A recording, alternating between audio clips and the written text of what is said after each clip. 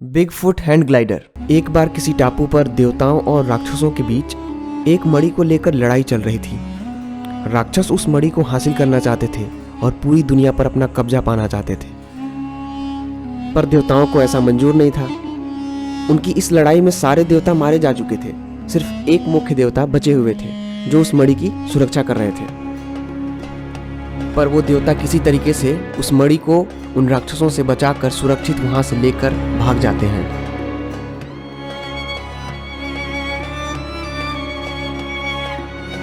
देवता उस मणि को पृथ्वी के किसी एक गांव में ले जाकर छुपा देते हैं ताकि वो राक्षस उस मणि को न ढूंढ सके, और उसे एक गार्डन के नीचे छुपा देते हैं ताकि किसी को इसका पता न चल सके। लेकिन उन राक्षसों को उस मणि का पता चल जाता है और उसे ढूंढते हुए पृथ्वी के उस गांव में आ जाते हैं, और वो राक्षस उस मणि को ढूंढने के लिए उस गांव वालों पर हमला कर देते हैं। वहाँ के जानवरों आदमियों को वो जलाने लगते हैं, जिससे वो डर के मारे भागने लगते हैं। वो राक्षस उनसे कहते हैं, सुनो, हमें एक मणि की तलाश है और उस मणि को तुम लोग हमें ढूंढ कर दोगे, हम फिर आएंगे जल्दी, तुम्हारे पास वक्त बहुत कम है। तब सभी गांव वाले मिलकर उसी गांव के एक साधु महात्मा से मिलने के लिए जाते हैं। वो उनसे पूछते हैं, बाबा हमारी मदद कीजिए बाबा, हम घोर संकट में हैं। हमारे गांव में कुछ राक्षस घुस आए थे और वो कह रहे थे कि वो एक मणि की तलाश कर रहे हैं। अगर हम वो उस मणि को ढूंढ कर उन्हें नहीं देते हैं तो वो फिर से उस गांव में तबाही मचाएंगे। वो पहले से ही हमारे गायों भैंसों को जला चुके हैं, हमारी मदद कीजिए बाबा।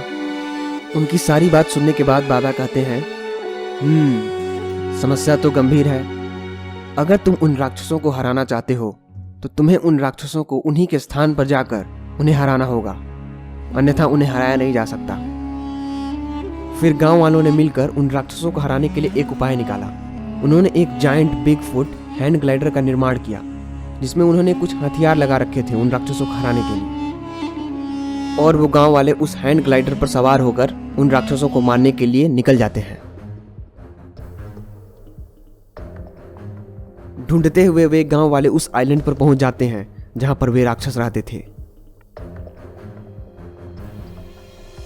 हैंड ग्लाइडर पर लगे हथियार से वे उन राक्षसों पर खूब हमला करते हैं और राक्षस भी उन पर इधर से हमला करते हैं। दोनों के बीच भयंकर लड़ाई होती है और वे उस हथियार से उन राक्षसों को जला देते हैं और उनका खात्मा कर देते हैं।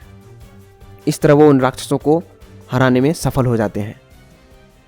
स्टोरी अच्छी लगी तो इस वीडियो को लाइक करिए और हमारे चैनल को सब्सक्राइब करिए। Thank you.